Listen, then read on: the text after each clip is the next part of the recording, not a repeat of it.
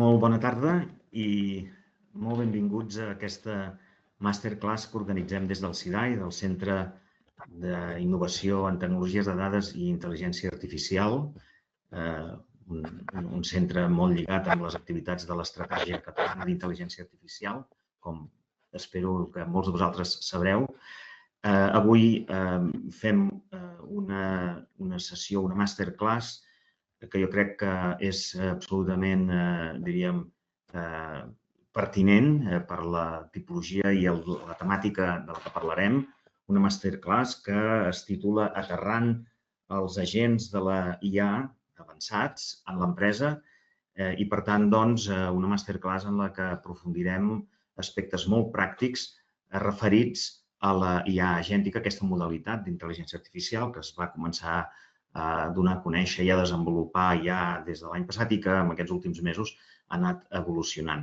I per fer aquesta masterclass comptem amb una persona experta i molt adequada, molt adient. Probablement, potser alguns de vosaltres el coneixereu perquè ja ha intervingut també en l'AI Congress, tant l'edició de 2025 com l'edició del 2024.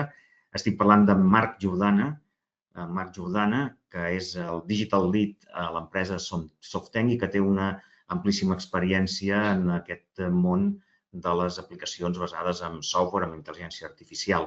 Us llegiré una mica un breu resum de la seva bio i del seu currículum professional. En Marc és expert en tecnologies i solucions de digitalització, automatització i intel·ligència artificial en el núvol, i especialment pel que fa a l'entorn tecnològic de Microsoft. Té una sòlida base tècnica com a enginyer informàtic i actualment lidera l'equip de digitalització a SoftTech. I des d'allà ajuden les empreses amb una ambició digital, amb ganes d'implementar solucions tecnològiques basades en intel·ligència artificial per tal de modernitzar el seu entorn de treball i optimitzar els seus processos, identificant els casos d'ús més idonis per impulsar la digitalització i l'ús de la intel·ligència artificial. A part de tot això que us he explicat, en Marc també té una trajectòria internacional. Ha estat treballant més de 18 anys en el sector tecnològic i també té un màster, un MBA en Administració d'Empreses Digitals i també és col·laborador amb l'Escola de Negocis de Business School, on actualment és professor associat i imparteix diverses assignatures al voltant de la intel·ligència artificial i de la digitalització dels processos. I res més, de seguida donaré pas a en Marc, tornar a agrair a totes les persones que us heu connectat la confiança que feu en els esdeveniments que organitzem des del CIDAI i espero que aquesta masterclass sigui molt profitosa per tots vosaltres. Marc, quan vulguis, the floor is yours, que es diu en aquestes ocasions. Gràcies. Fantàstic. Moltes gràcies, Joan. Perfecte, doncs activo la càmera. Vale. Començaré a projectar. Jo intentaré desenfocar aquí. Vale. Fantàstic. Molt bé. A veure si podem posar això. Vale, perfecte. Si veieu la presentació, em podeu avisar, si us plau? La veiem bé, Marc. Endavant. Perfecte. Molt bé. Doncs som-hi. Abans de res, volia agrair al CIDAI que ens hagin convidat a participar en aquestes masterclass, perquè nosaltres som bastant seguidors de les anteriors i realment creiem que és un format molt interessant, sobretot per aprendre, per descobrir iniciatives, coses que s'estan fent. D'acord? Per tant, molt agraïts per convidar-nos a participar, perquè també és una manera que ens coneixeu a SoftTech. Som una empresa de consultoria basada aquí a Barcelona. Som l'únic partner MSP de serveis, diguem-ho així, gestionats que existeix a Catalunya per Microsoft. I això, per nosaltres és important que el públic de Catalunya, a través del CIDAI, ens conegui i que vegi una mica el nostre expertise i el nostre coneixement. Per començar, el que m'agradaria és, com que no veig càmeres ni ningú a l'altra banda, el que m'agradaria veure és una miqueta quina és la situació que tenim actualment totes les empreses que us heu pogut connectar. Si podeu escanejar aquest QR ràpidament, és un formulari de forms, i responeu una sola pregunta, d'acord? Que és en quina situació us trobeu actualment a nivell de desplegament d'agents d'intel·ligència artificial. Podem veure ràpidament una miqueta doncs, el mapa, no? de com ens trobem tots plegats a nivell d'organització. Més que res perquè ho podem veure tots. Vale? Aquí posaré ràpidament les respostes que anem veient.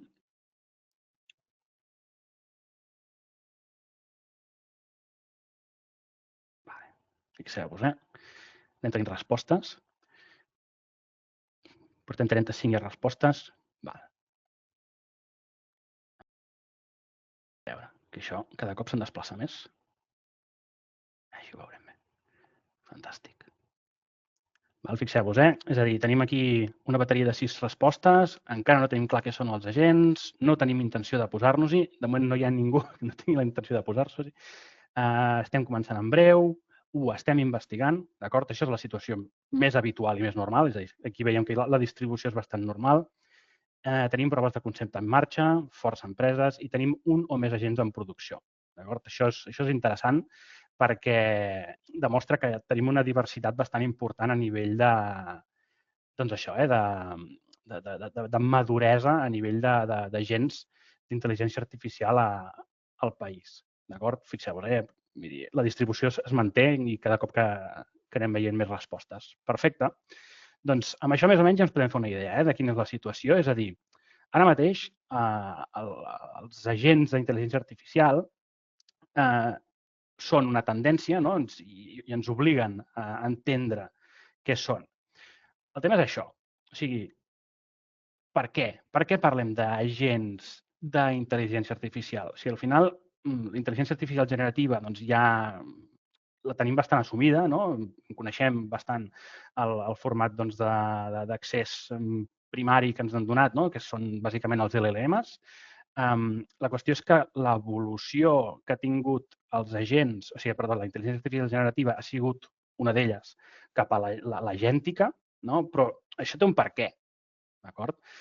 Tot ve a raó, d'acord, d'una tendència, d'una situació que s'ha estat veient sobretot en aquest últim any passat, d'acord? I és, després de pràcticament 2 anys d'implementació d'IA generativa de propòsit general a través dels LLMs, que comentaven, ChatGPTs, o Anthropics, o Geminis, o Copilots, el que sigui.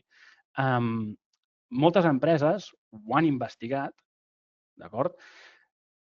Bastantes han pilotat el fet de tenir un LLM de propòsit general a dins de l'organització i pràcticament el 40% han arribat a posar-les en producció. O sigui, un 40%. I això són dades de mitjans finals de l'any passat. Segurament les dades, els números serien bastant més alts.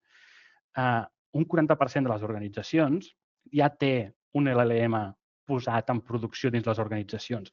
La qüestió és que, en comparació amb IA generatives de propòsit específic, és a dir, alineades amb tasques concretes, no? I no aquesta, diguem així, horitzontalitat i verticalitat que ens ofereixen els LLMs, les IA generatives de propòsit específic, a nivell d'implementació, encara, i no estaríem gaire més lluny en aquests moments, encara costa molt que es posin en producció.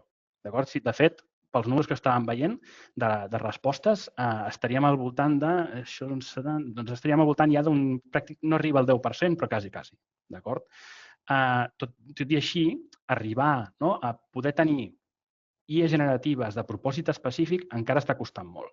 I per què volem arribar aquí? És a dir, per què voldríem IA generatives de propòsit específic si els LLMs en general, i sobretot amb els últims models, per exemple, el 5.2 de ChatGPT o el 4.6 Opus d'Anthropic, són models excepcionalment bons, però la tendència és aquesta. Els models cada cop seran més bons, però tampoc hi haurà un gran salt diferencial. I al final són models pensats per ajudar-me a mi com a individu a produir, a generar o treballar de manera més àgil al meu dia a dia. La qüestió és que amb les IA generatives de propòsit específic, la idea és una altra. I ara la desenvoluparem una miqueta. És a dir, entenem Una mica com s'enfronten les unes a les altres. És a dir, per una banda tenim els LLMs, tenim ChatGPT, per exemple. ChatGPT és el cas paradigmàtic perquè és el més popular, encara que està baixant una miqueta ara mateix. És paradigmàtic perquè al final està pensat des del punt de vista d'ús individual. És a dir, jo si vull posar ChatGPT dins la meva organització, el que faig és compro llicències, sí, les compro, perquè moltes vegades el que fem és no mirar i els usuaris el que fan és a través de llicenciament seu propi, personal o fins i tot fent servir la versió gratuïta de ChatGPT, comencen a fer-lo servir. El tema és aquest, que depèn estrictament de l'ús que faci aquesta persona de ChatGPT el seu guany en productivitat. D'acord? Per tant, si jo soc una organització que promou l'ús dels LLMs com a part fonamental de la meva empresa, no? Com del treball del dia a dia, de la productivitat del dia a dia, el que he de fer és vetllar perquè la gent sàpiga fer servir ChatGPT d'una manera el més homogènia possible, en el sentit de que tothom tingui una base de coneixement, uns skills, a l'hora de fer servir intel·ligència artificial generativa, no? A través dels LLMs. I això què requereix? Essencialment, sobretot, gestió del canvi. Processos d'adopció, processos de skilling, bones formacions a nivell de prompting, també una regulació interna. És a dir, és molt més un procés de gestió, no? I d'evolució de l'organització cap a un fet cultural, no? Una situació cultural de canvi a l'hora de treballar, que no tant una qüestió tecnològica. D'acord? Per tant, quan plantegem incorporar LLMs dins l'organització, especialment si són això, els que són monolítics, tipus ChatGPT, Anthropic, etc., ho hem de veure com un procés estrictament de gestió del canvi. D'acord? Quin és el tema? Assolir el nivell de que tota l'organització té un ús habitual, homogeni i sobretot de qualitat d'un LLM és força llarg i complicat. D'acord? Però bé, es pot assolir. El tema és que vol temps, vol dedicació, vol esforços, recursos, i per tant és complicat posar-lo i que funcioni. Val? Llavors, anem a la petita evolució que han suposat els copilots. D'acord? He posat Copilot perquè és el que li posa nom a aquest model d'intel·ligència artificial, però en realitat podria ser fins i tot Gemini, és a dir, són aquest tipus de solucions integrades dins d'un entorn col·laboratiu, com pot ser Microsoft 365 o pot ser Google Workspace, que al final el que tenim és un LLM, de fet basat en models d'LLM populars, com per exemple Copilot està basat en GPT, però que a més incorpora dues coses que haurien de formar part habitualment del prompt o del context de l'LLM cada cop que hi parlem, que ja les incorpora de base. D'acord? Copilot o Gemini el que fa és donar un context general de l'empresa, no? Sap com es diu l'empresa, sap quin és el tipus de sector en el qual treballem, sap qui sóc jo, sap qui són els meus companys, té accés, no? A una parametrització, diguem-ho així, base del que és el meu context. D'acord? Per tant, ja facilita, en certa manera, el fet de fer servir l'entorn corporatiu amb intel·ligència artificial a través d'un LLM que no és de propòsit específic, perquè al final et permet treballar en general amb molts tipus de tasques, però ja amb un context predefinit. Evidentment, la informació corporativa és el fet de poder accedir a tots els recursos que tinc de l'organització dins d'aquest espai de treball i de col·laboració.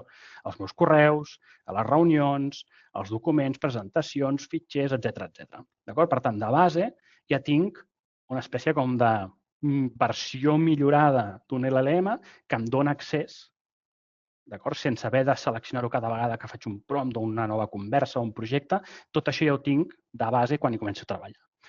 Quina és la qüestió? Que seguim amb les mateixes. D'acord? Al final, Copilot és una eina específica de productivitat individual i, per tant, requereix gestió del canvi, requereix una dedicació, doncs això, entendre per cada un dels individus de la teva organització com li poden treure profit. D'acord? I, per tant, ajudar-los i acompanyar-los en aquest sentit. D'aquí venen els agents. D'acord? Els agents estan pensats perquè, en comptes de tenir un propòsit general a l'organització i, per tant, que depengui de l'individu el fet de poder-li treure profit a l'eina en si, perquè al final el que fas és d'una aplicació, d'un sistema que permet fer moltes coses, és veure com a mi m'ajuda amb les meves coses, d'acord? I aquest trasllat depèn de la persona. Ara ho fem al revés, d'acord? És la IA que sap fer una sèrie de coses que jo he de fer en el meu dia a dia. Per tant, aquest trasllat de què és el que he de fer jo i com li explico a la IA que ho faci per mi, aquí girem la truita, d'acord? És la IA fa aquestes coses, per tant, jo he de fer aquestes coses, la IA m'ajudarà. Per tant, aquest procés de gestió del canvi desapareix, pràcticament. D'acord? Per què? Perquè la IA té un context específic de la tasca que ha de fer. D'acord? Per tant, sap que la seva funció és una en concret. A més, té accés a la informació específica que necessita per executar aquella tasca. Evidentment, té un model d'intel·ligència artificial, un LLM, per sota, que li dona aquesta capacitat de raonar, de processar la informació, sobretot textual, visual, de manera generativa, i després la capacitat, que aquest és el punt addicional que et dona el fet que siguin agents, la capacitat d'actuar, d'acord? La capacitat de poder cridar, de poder fer accions sobre el teu entorn de col·laboració. D'acord? Per tant, quan parlem d'agents d'intel·ligència artificial, hem de tenir en compte que una de les parts interessants i rellevants de muntar agents és el fet que puguin fer coses. D'acord? Per tant, a nivell de components d'un agent d'intel·ligència artificial, sempre hem de parlar del context, d'acord? Com aquesta definició de què ets. Tu, com a agent d'intel·ligència artificial, la teva tasca específica serà una en concret, aquest context que dèiem. El RAG, que és el concepte de Retrieval Augmented Generation, és a dir, la possibilitat de generar contingut, és a dir, generar les respostes en base a documentació, a dades ja existents en un sistema preparat perquè sigui consumit per un agent, d'acord? Que pot ser una base de dades documental, pot ser una base de dades vectorial, pot ser moltes coses, aquest RAG. D'acord? Evidentment, el model base de l'LLM i després les eines de propòsit específic. És a dir, aquestes eines, aquestes tools, aquests serveis que posem a disposició de la gent perquè pugui actuar sobre la nostra base d'eines, d'acord? Corporatives. Perfecte. Per tant, com incorporem aquests agents a l'organització? És a dir, tenim clar que els agents són allà per una raó, d'acord? Què és això? És traslladar processos de negoci a una línia de treball amb intel·ligència artificial. Per tant, ja no és un tema de productivitat individual, sinó és un tema de productivitat de processos. D'acord? Per tant, un agent no té per què ser estrictament per una persona, sinó que pot ser un agent per moltes persones que han de fer sempre el mateix procés o bé persones que treballen en parts d'un procés. I, per tant, la gent és qui el tutela. D'acord? Veurem exemples de tot això. Llavors, tot això, el tema de l'agèntica, d'intel·ligència artificial, va en el context de les organitzacions. D'acord? I, per tant, per poder-ne treure profit, per poder desenvolupar i per poder construir agents d'intel·ligència artificial, ens hem de basar primer de tot en el paradigma de la maduresa digital. És a dir, depenent de com de madura estigui la meva organització a nivell digital, és a dir, depenent de les eines, depenent dels serveis, depenent dels productes que tingui muntats dins del meu entorn de treball digital, diguem-ho així, podré fer més coses o menys. D'acord? M'explico. Comencem pel lloc de treball digital. És a dir, totes aquelles eines que els individus, els treballadors d'una organització puguin fer servir per fer el seu treball del dia a dia, especialment tot allò que sigui ofimàtic, el fet de col·laborar, el fet de comunicar-se, etc. Totes aquestes eines, d'acord, és el que fan el lloc de treball digital. És a dir, el poder, diguem, simplement comunicar-se i col·laborar i compartir la informació amb els altres. Això és el que embolcalla el lloc de treball digital. Si la meva empresa, a nivell de maduresa, té un entorn de treball prou desenvolupat, prou madur, d'acord? Les coses que podria arribar a fer amb intel·ligència artificial seran millors. d'acord? Per què? Doncs perquè si estic fa 20 anys tecnològicament, la intel·ligència artificial, que és una tecnologia molt nova, esperarà que jo tingui un mínim de recursos de tecnologia per poder treballar. Per tant, com més madur estigui en aquest sentit, més intel·ligència artificial, més agents podré construir al voltant d'això. A partir d'aquí, construïm un model, un sistema, un entorn d'aplicacions de negoci digitals. I això és important, d'acord? Perquè moltes vegades els negocis es considera que les aplicacions de negoci és Excel.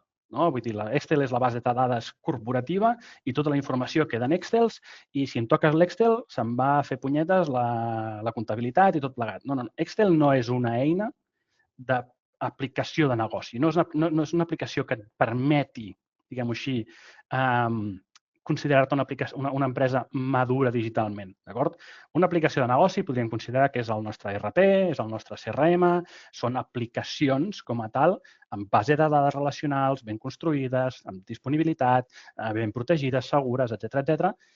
I Excel en realitat formaria part de les eines del lloc de treball digital. Permeten el dia a dia dels usuaris poder preparar les seves fulles de càlcul, etc, però no són aplicacions de negoci digitals. Quan tenim aplicacions de negoci digitals madures, podem incorporar intel·ligència artificial, podem incorporar agents d'intel·ligència artificial per treballar i desenvolupar els nostres processos de manera més eficient. I després, tota aquesta informació que anem generant del nostre entorn de treball, de les aplicacions, de tota l'operativa, de tot el negoci, ja sigui des de la part de vendes, des de la part de back-office, tota l'operativa d'IT, dels equips de recursos humans, etc. Tot això genera un munt d'informació. Informació que, si no la treballem, queda dispersa en els múltiples sistemes que fem servir en el dia a dia. Per tant, si no som capaços de tota aquesta informació traslladar-la en un lloc on la puguem analitzar, processar i, sobretot, explotar-la, és a dir, poder interpretar i entendre bé què és el que està passant a la nostra organització per poder prendre decisions, podem començar ja a considerar que tenim una analítica avançada de dades.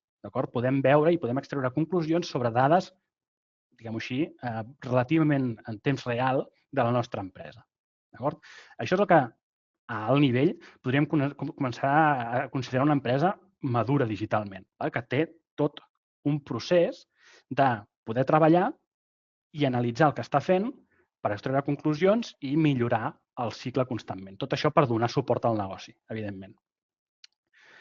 Tot això, evidentment, embolcallat per la seguretat. És a dir, jo puc construir un sistema extraordinàriament bo i fantàstic per generar negoci que si m'hi treuen un usuari, per exemple, li roben a l'usuari contrasenya i accedeix aquí dins, pot fer una destrossa monstruosa. D'acord? Vull dir, evidentment, cada dia sentim i escoltem notícies d'empreses que han sigut vulnerades per un correu de phishing, per una vulnerabilitat en un sistema, per no sé què, per no sé quantos. La seguretat és vital i fonamental perquè no se'ns desmunti el nostre castell. Hem de tenir ben protegit el nostre entorn de treball de l'organització. I això, el fet de tenir ben protegida la nostra organització, forma part també de la maduresa digital de la nostra empresa. És la part fonamental de que vetllem perquè tot això segueixi funcionant. I puguem operar, que no ens faci una destrossa, etc. I com a part de la seguretat, però ja amb una capa superior, seria la vigilància. No és únicament posar-hi un candau, sinó és posar-hi un candau i, a més, algú que detecta si el candau l'han trencat, què ha passat, vaig a treure la gent que se m'hagi posat dins l'organització. Per tant, cal monitorització i cal també vigilància del nostre entorn de treball. D'aquí venen sobretot els serveis de SOC, de vigilància activa i de remediació d'incidents de seguretat de les organitzacions. Per tant, si aquesta és la imatge de la maduresa digital de les empreses, com podem incorporar intel·ligència artificial agèntica? És a dir, com podem incorporar agents en aquest paradigma? Doncs això és un concepte, és un framework que tenen, és original de Gartner, d'acord, que és una consultora de negoci enorme. A mi m'agrada molt perquè s'entén bastant bé, és bastant gràfic. Ells en diuen l'entrepà de la intel·ligència artificial, d'acord? O sigui, és perquè visualment semblen sàndwich.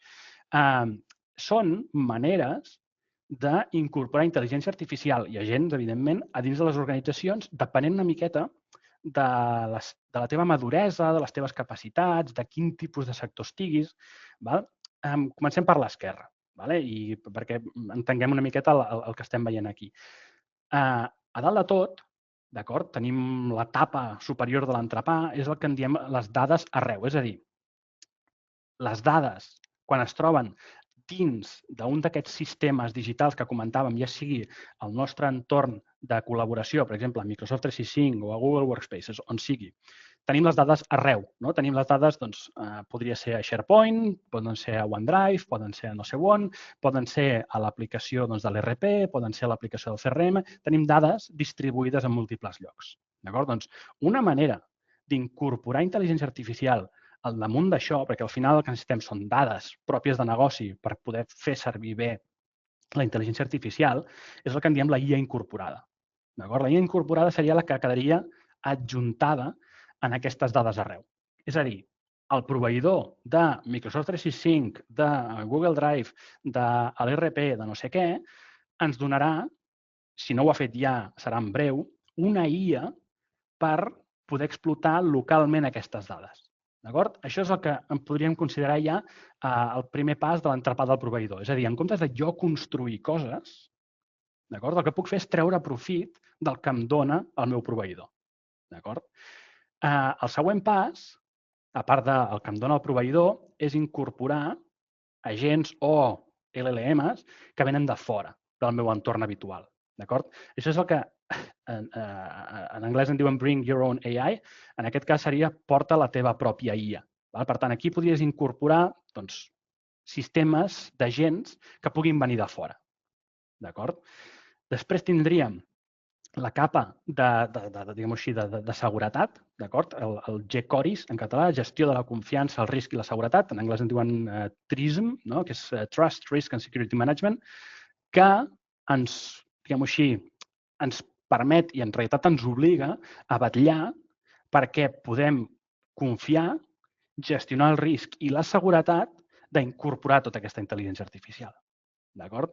I després tindríem la part, del cul de l'entrepà, les dades centralitzades. És a dir, aquest punt centralitzat on tenim tota la informació analitzable i explotable, d'acord? On tindria sentit començar a construir intel·ligència artificial. Fixeu-vos, quan jo sóc una empresa, ja sigui altament regulada, d'acord? O una empresa que es pot permetre l'entrepà de luxe, fixeu-vos que canvia una miqueta quin ús fa servir de cada un tipus de model d'IA. Quan tu ets una empresa altament regulada i, per tant, no es pot permetre un ús, diguem-ho així, amb poca gestió de risc i amb poca gestió de la seguretat i de confiança de la IA, necessites fer una gestió molt important d'identificar els riscos, de vetllar per la seguretat, de tenir acords pràcticament bilaterals amb les empreses que t'ofereixen tots aquests recursos i, a més, amb la possibilitat de construir intel·ligència artificial al damunt, fixeu-vos, de les dades centralitzades. Això és important. I fixeu-vos que a l'entrepà de luxe també es veu. El fet de construir intel·ligència artificial sobre dades centralitzades és perquè fer-ho sobre les dades concretes d'una de les teves solucions de negoci, com pot ser l'ERP, el CRM, etc., corres el risc bastant important de que el proveïdor d'aquell servei tregui una IA millor que la teva, d'acord? I segurament, diguem-ho així, un punt més efectiva, d'acord? És a dir, corres el risc de que si fas una inversió ara mateix en construir una solució d'IA al damunt d'un vertical concret dels quals faci servir, el risc de que el propi proveïdor en faci un de millor és bastant elevat. Per tant, té molt més sentit construir intel·ligència artificial pròpia en base a dades centralitzades, d'acord? Perquè aquí comencem a creuar diferents fonts d'informació, tenim una informació molt més consolidada, d'acord? I, per tant, és algo que és específic nostre. Per tant, no vindrà ningú a treure'ns aquesta il·lusió, aquest propi agent nostre, d'acord? Per tant, la primera recomanació que us faria és, si voleu construir agents o intel·ligència artificial, un LLM, etc., feu sobre dades vostres, consolidades, d'acord? En aquest espai d'analítica de dades avançada. Té molt més sentit, d'acord? I és molt més efectiu i molt més propi i, per tant, en realitat pot ser el disparador d'un avantatge competitiu fer-ho sobre la teva centralització de dades, d'acord? I després, evidentment, a l'entrepà deluxe, com més capacitat tinguis de gastar-te diners i recursos, etc., evidentment, té molt més sentit construir a pròpia perquè al final serà la que et permetrà diferenciar-te dels altres. D'acord? Perfecte. Per tant, comencem per la base. D'acord? És a dir, com podem començar a construir agents des de proveïdor? I aquí, com que ja em perdonareu, el meu viatge és el de Microsoft, començarem a parlar de Copilot. D'acord? Per aquí, un segon, que compartiré la pantalla. Aquí estàs.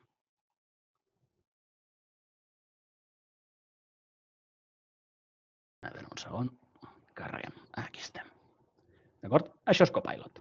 D'acord? Copilot, per qui el conegui, va integrat dins l'entorn de Microsoft 365. Epa, molt bé. Perdoneu. He fet aquí un estrany. Copilot va dins de l'entorn de Microsoft 365. D'acord? I, per tant, sap qui soc. Sap quin és el meu context, sap quins són els meus companys. Per exemple, aquí fixeu-vos, m'està dient quin és el teu proper meeting amb el Javier Domínguez, que és un dels companys del meu equip. No? Sap qui soc. Per tant, una base de treball ja la tinc. És a dir, ja ho tinc fàcil. Quin és el tema? Si vull que m'ajudi en tasques concretes, li he de descriure què és el que vull cada vegada que vull treballar en aquest entorn. Per tant, seguirem una miqueta una línia d'un procés legal. És a dir, ens estem trobant, per exemple, un cas així força curiós, és que moltes organitzacions tenen equips, sobretot a nivell de desenvolupament, a nivell d'investigació, que són, en certa manera, autònoms per fer compres, per fer adquisició de materials, sobretot materials si són de laboratoris, materials de components electrònics, etc. Tenen autonomia, en certa manera. Però aquesta autonomia els obliga a gestionar contractes legals, especialment NDAs, contractes d'adquisició, acords. Per tant, tota aquesta gestió que obliga a gent que en realitat no són de l'equip legal d'una organització a fer una primera revisió, perquè al final qui ha de donar sempre l'ok és l'equip legal, però qui ha de fer aquesta primera revisió de contingut legal a vegades són gent que no ha estudiat ni de lluny dret, d'acord? I fins i tot els avorreix el fet d'haver de llegir documentació d'aquestes característiques. Per exemple, un primer pas seria que Copilot t'ajudés a fer aquestes coses, d'acord? Quin és el tema? Si cada vegada tu li has de demanar a Copilot que et faci aquesta tasca, es pot fer força pesat, d'acord? Sobretot perquè si no ets molt concret i específic en com cal treballar aquesta informació, Copilot cada vegada et donaria respostes fins i tot bastant diferents, fins i tot amb el mateix document, d'acord? El que t'interessa és que aquest tipus de procés, el fet de revisar documentació legal, es faci d'una manera, en certa manera, estructurada, d'acord? Per tant, quan estem dins de, insisteixo, entorn de col·laboració concret on tenim la possibilitat de construir agents, és la base, si recordeu, en una empresa que estrictament té un entorn de col·laboració, ja hi puc construir agents dins d'aquest espai de treball, d'acord? Puc construir un agent que tot aquest context, d'acord, i aquesta base de documentació que requereixi per fer les seves tasques ja estigui construïda pels usuaris, d'acord? Aquí a l'esquerra el que et permet fer Copilot, i això també ho pots fer amb ChatGPT perquè tens els GPTs, ho pots fer també amb Gemini perquè tens els GEMs. Tu el que pots fer és construir agents. D'acord? Aquests agents el que em permeten és fer això, bàsicament, contextualització, definir la font d'informació, aquí a la part de configuració. Tinc la possibilitat de crear-me els meus agents amb unes instruccions que defineixen el procediment que ha de seguir aquest agent per donar resposta als usuaris, bases de coneixement i capacitats. Això seria, en certa manera, el que dèiem abans de les eines. La possibilitat de crear documents, gràfics a través d'Excel, generar codi, generar imatges. És la capacitat de tenir eines una mica més avançades respecte estrictament al que seria un LLM. Quin és el tema? Aquí, aquestes eines ja són les pròpies de molts LLMs. El fet de poder generar documents i crear imatges no et canvia massa el fet de poder actuar respecte al que faria Copilot o qualsevol altre dels LLMs generals. D'acord? Després ja comentarem més el tema d'això, de les tools. En aquest cas, d'acord, aquest agent de revisió legal que comentàvem, jo ja l'he construït. Fixeu-vos, no és mentida, sí, l'he creat jo. Aquest agent ja té una definició prèvia de com s'ha de comportar i quina documentació ha de fer servir de referència. Per tant, amb alguna cosa tan, diguem-ho així, singular, com per exemple el fet de revisar un document, per exemple, tinc aquí una NDA, d'acord? Això és una NDA, ni us el mireu perquè és completament fictici. Tenim, doncs això, per una banda la disclosing party, per una altra banda la receiving party. Bé, és un document que si algú se l'hagués de llegir, i això que són 2 pàgines, molta gent ja posaria cara de pomes agres. Si això, de bones a primeres, aquest agent et pot facilitar la vida, el fet de dir, doncs, identifica coses aquí estranyes, millor que millor. Per tant, el que puc fer és estrictament en aquest agent d'aquí, i fixeu-vos que no té massa més... Espereu, ara se m'havia tancat la finestra. Perdoneu un segon. Aquí el tinc, d'acord? Li puc passar directament al document, el puc arrossegar, o una de les coses que té de gràcia de Copilot, per exemple, és que puc fer servir la referència directament. Tinc aquí aquest document, d'acord? I sense dir-li res més, perquè ja té el context necessari i les fonts d'informació necessari, simplement passant-li el document ja comença a fer la revisió. Evidentment m'ho està fent en anglès perquè l'NDA és en anglès, però li podria demanar en català sense cap mena de problema. Em detecta el tipus de document, me'n fa una revisió al nivell, observacions en llenguatge, fixeu-vos, en llenguatge planer del que suposaria fer punts positius. M'ha fet un desgranat del procés de revisió d'un NDA simplement pel fet de passar-li aquestes instruccions prèvies. Quina és la gràcia? Que jo aquest agent el puc compartir amb la resta de l'organització. És a dir, usuaris dins de la meva organització que hagin de fer aquesta tasca, jo els hi puc compartir aquest agent i no cal que ells aprenguin a fer servir Copilot de la manera més elegant i ràpida i excepcional possible, sinó que simplement, fixeu-vos, arrossegant o fent referència al document que vull que analitzi, simplement fent això ja em fa la tasca ben feta. Aquesta és la capacitat, diguem-ho així, de l'agèntica respecte a un LLM o un Copilot a seques. És la possibilitat de fer estrictament això. Simplement passant la pregunta, la referència, el document, el que sigui, ja em fa estrictament el que jo necessito que em faci. Evidentment, aquí el guany és important, és rellevant.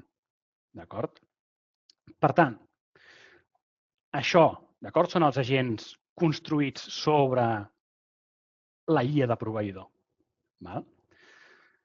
Per tant, quan jo vull construir intel·ligència artificial, recordeu les 3 opcions, de fer servir la que ve incorporada, portar models de fora o fins i tot construir-me els meus. El més important és que dins d'aquest esquema de maduresa digital, ho fem tot dins del nostre entorn digital. D'acord? Per tant, quan jo porto una IA externa, aquesta IA externa ha d'estar protegida i vigilada dins del meu context digital. D'acord? I el mateix amb els agents. És a dir, jo he de vetllar no només pel meu entorn digital com a tal, no? La meva font d'informació, la meva font de treball, sinó que també tot el que hi incorpori també quedi protegit.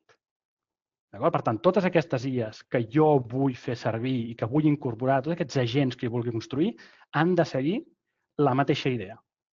Com a maduresa digital de l'empresa, la IA ha d'estar vetllada i protegida dins de la nostra, diguem-ho així, del nostre perímetre de seguretat. Per tant, tenim clar això, podem passar al següent pas. És a dir, els agents són la pera, hem vist que ens permeten fer i agilitzar tasques de manera molt estructurada. Quan val la pena posar-s'hi? Això és important, perquè la selecció, per exemple, de casos durs, etc., no és senzilla. Ara veurem un parell de detalls importants. Quan parlem d'IA agentiva, tenim principalment 3 reptes. Comentàvem el tema d'identificar el cas d'ús i implementar-lo. Comencem per aquí.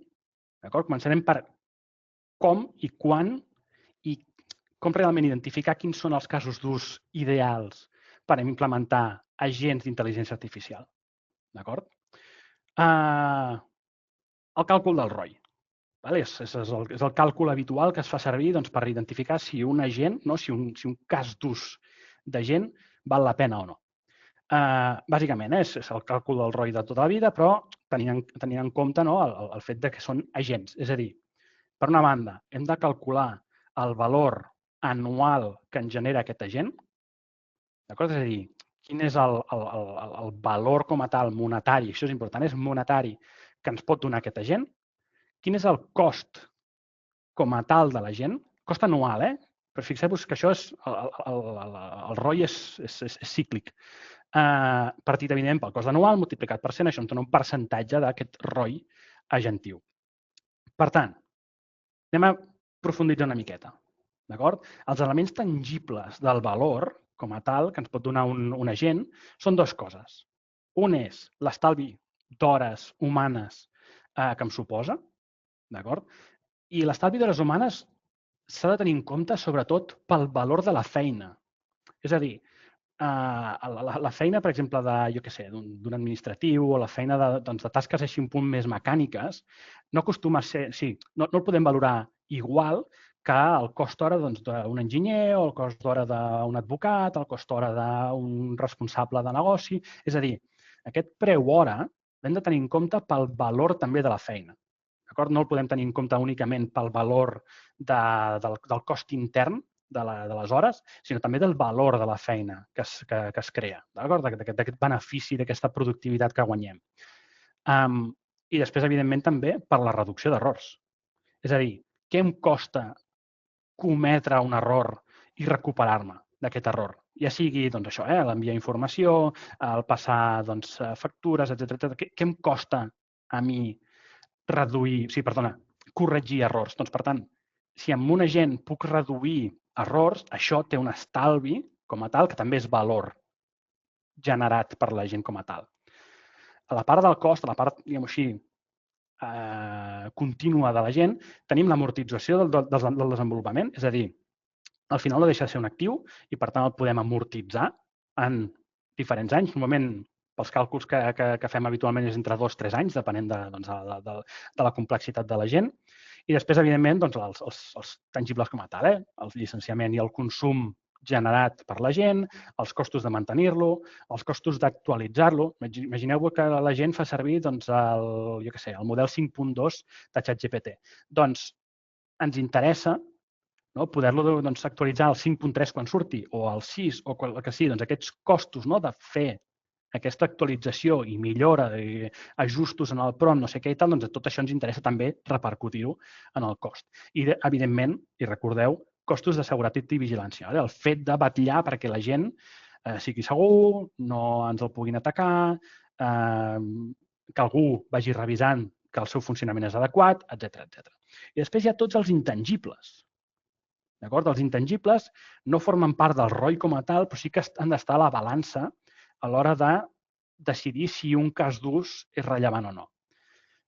Sobretot amb el temps que pots tardar en sortir en productes o serveis nous, time to market, si el fet de poder posar en marxa noves oportunitats a través de la intel·ligència artificial, veure si la qualitat de la resposta d'un agent pot ser millor o pitjor que la d'una persona, el fet de que jo pugui donar resposta molt més ràpid, no? I, per tant, tenir una operativa 24/7, no? Que en diem la continuïtat operativa de l'organització, què m'implica, si és bo, si és dolent o realment no té valor, perquè els meus clients són estrictament els d'una zona horària. Per tant, el fet de que sigui 24/7 no és rellevant.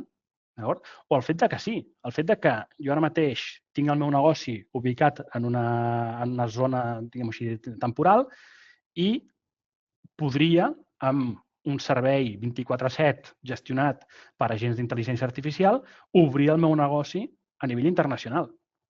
Per tant, verticalitat horitzontal, escalabilitat horitzontal, per tant, puc obrir-me a moltíssimes zones horàries i, a més, sense haver de posar gent nova, també puc donar més servei en les zones horàries concretes. Per tant, ens permet escalar en les dues dimensions quan parlem d'agèntica.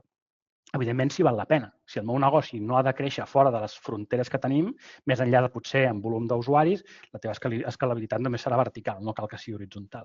I, evidentment, els idiomes. Els LLMs tenen un gran avantatge, que és que parlen molts idiomes i ho fan força bé, en general. Per tant, no cal que tingui gent ubicada específicament en segons quins països. L'LLM ja farà aquesta feina per mi. D'acord? També em permet retenir talent, és a dir, si permeto donar feines de més valor a la gent per estalviar-me tasques repetitives, permetré que la gent faci coses que els agraden més, de més valor. Per tant, evidentment, això fa que la gent es quedi en els llocs de treball, si el que fan els agrada.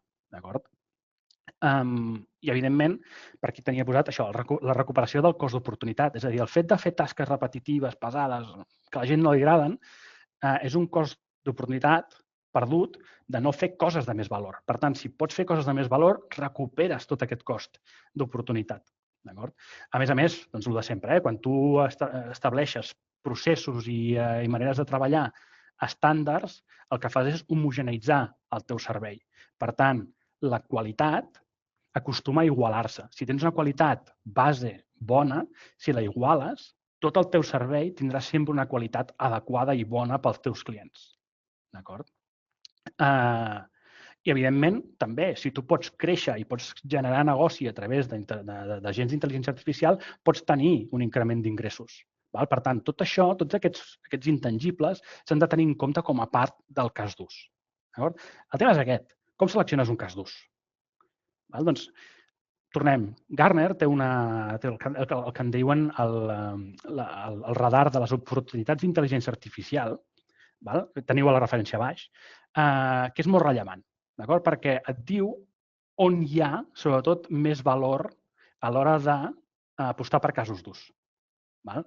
On hi ha més valor? Doncs el que dèiem, tot allò que és del dia a dia, és a dir, tasques repetitives del dia a dia orientades a client extern, que siguin tot allò de vendre, d'oferir un servei de qualitat, d'arribar amb més comunicació, de tenir una experiència d'usuari molt millor. Tot això, tot aquest quadrant que tenim a dalt a l'esquerra, és el que més impacte té i que pot tenir un ROI molt més elevat que no pas la resta de coses. La resta de coses serien, per exemple, que els meus serveis i productes, com a tal, incorporin intel·ligència artificial.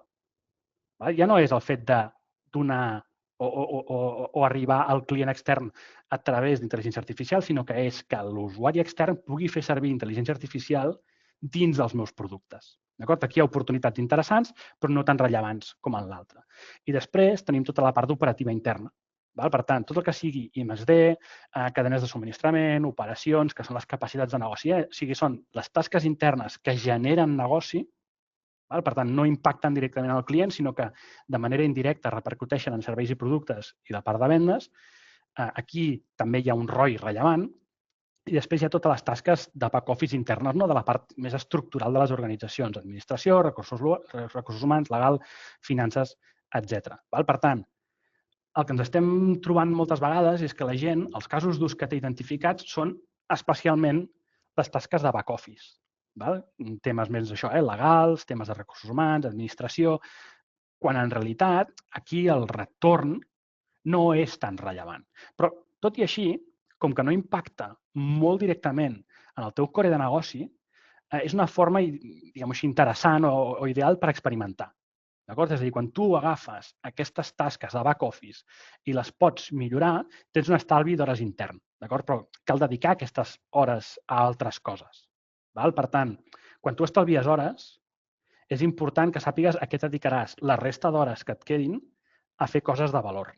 Per tant, back-office té aquest problema. És a dir, pel fet de que, jo què sé, l'equip legal pugui treure NDAs molt més ràpid que abans, no vol dir que els hi hagin d'arribar molts més NDAs. Per tant, aquí és on està el problema, sobretot de la part del back-office. El fet de que com aprofito les hores sobrants de la gent per fer coses de valor. D'acord? A la resta, evidentment, és molt més paradigmàtic en el sentit de que tu pots fer més i més D, evidentment, pots millorar les teves operacions, la teva cadena de subministrament, potser si no hi ha molta demanda doncs no ten impacte, però si els teus serveis i productes milloren amb el fet d'incorporar intel·ligència artificial, doncs evidentment pots tenir més revenue i evidentment si pots vendre més i millor, evidentment tens més oportunitats de millora. D'acord? Per tant, ja hem vist quin és el focus que hauríem de tenir a l'hora d'identificar els casos d'ús, saber quan seleccionem d'aquests quatre quadrants què és el que podem tenir de retorn. Llavors és qüestió de posar-nos a treballar, de com orquestrem fluxos agentius. I ara parlem dels fluxos agentius.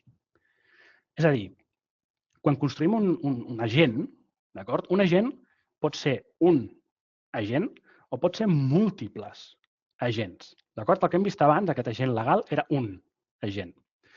Que, a més, té característiques pròpies. És a dir, quan un agent el posem en marxa, tendim a veure'l estrictament com això, com una espècie de bolet que li surt en l'LLM, com el cas de Copilot. I, per tant, és un agent conversacional. Però, en realitat, els canals de comunicació que podem tenir amb un agent poden ser múltiples. O sigui, ja és habitual poder parlar amb agents a través de WhatsApp, podem parlar amb agents a través de telèfon. No sé si algú ha provat últimament, si truques, per exemple, a Netgia, que són els anteriors de Camp Natural, ara ja simplement t'atenen bots d'intel·ligència artificial generativa. Són bastant sorprenents, són bastant bons. Per tant, podem comunicar-nos de moltes maneres amb els agents d'intel·ligència artificial. No estrictament per conversa escrita. Un repte important també és incorporar les fonts de coneixement. És a dir, com li dono jo coneixement documental, estructural als meus agents d'intel·ligència artificial? Això és tot un repte. Després, el fet de fer les coses sempre basant-me en la informació que pugui donar-me a l'LLM, és a dir, la capacitat que l'LLM sigui prou bo com perquè el resultat que em dongui sigui sempre el més similar possible, o bé necessito estrictament que el resultat sempre sigui igual. Això és el que de fet, a l'Incongress se'n va parlar molt del tema del determinisme respecte a la probabilística. És a dir, si jo necessito que part del flux del procés de negoci sigui sempre igual, i per tant, les accions que es facin siguin estrictament aquelles, no ho puc deixar en mans de la probabilitat que em genera un LLM. Aquesta possibilitat d'al·lucinar, de tenir problemes a l'hora d'interpretar bé la query o el resultat, etc. Necessito que això formi part del procés, però fora de l'agent en si. I això veurem com es pot resoldre. I després decidir si necessito un agent únic o un sistema multiagentiu. D'acord? Tornem al cas d'abans, al cas de l'equip legal.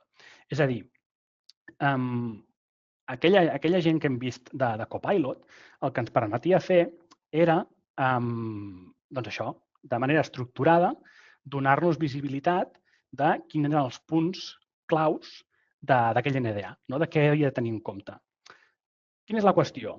Que aquesta revisió, si jo la llenço 20 vegades, segurament el marge, no, de diferència que pugui tenir entre cada una de les operacions existeixi. És a dir, hi hagi unes petites diferències entre uns i altres. Per tant, tot i que és molt estructurat, no és massa estable ni regulat, diguem-ho així, en la manera de processar la informació. Cada vegada doncs, pot ser que tingui una certa variabilitat. En comptes d'executar-ho 6 vegades, d'acord, i fer l'agregat de tot això, el que pots fer és construir un model agèntic, d'acord, basat en petits agents. És a dir, en aquest cas, jo el que he fet, d'acord, és construir un model d'agent, d'acord, que el que fa és trencar la revisió d'aquell NDA, d'aquell contracte, en 3 parts. Si són 3 parts que jo necessito sempre que s'executin de la mateixa manera. D'acord? Per tant, d'un problema complex, el que em faig són 3 problemes senzills. D'acord? Per una banda, tinc un agent que es dedica a detectar incongruències, no, dins d'un NDA, és a dir, coses que no tenen ni caps ni peus o directament dins del propi contracte o dins del propi acord no tinguin doncs, cap mena de sentit. Doncs, per exemple, pagar 30 dies i després et posen que has de pagar 80, posem pel cas. Això seria una revisió que em podria fer un agent especialitzat en aquest tipus de coses. Connectat a una eina que m'escriu el resultat, per exemple, en un informe. Després tinc un altre agent que s'encarrega de revisar, per exemple, línies vermelles. Si la meva empresa té doncs, per base una sèrie de limitacions, no? O de línies vermelles, de coses que no poden estar en un contracte entre la nostra empresa i l'altra, tu pots llegir aquestes línies vermelles i un agent encarregar-se de revisar que totes aquestes línies vermelles es compleixen en aquest contracte. I després, per exemple, un tema ja més del fet d'anar amunt i avall amb contractes és el fet dels comentaris. Tens un PDF, un document de Word, on t'hi van posant comentaris. Doncs aquesta clàusula no em sembla bé. I un altre respon, doncs aquesta és la que a mi m'interessa i si no fem això, malament. Doncs pots fer un agent que s'encarregui de revisar tota aquesta part de comentaris i veure si estan resolts o no. D'acord? I, per tant, tots aquests agents, treballant de forma paral·lela, són capaços de generar-me una resposta ben estructurada de com funcionaria aquest acord. D'acord? Per tant, aquí el que tinc és... Tinc un informe, fixeu-vos, me l'ha generat a 4:55 fa 3 minuts, perquè l'he executat mentre parlàvem. M'ha fet això. M'ha fet un informe de revisió de l'NDA amb aquests blocs que jo li dic que analitzés per separat. D'acord?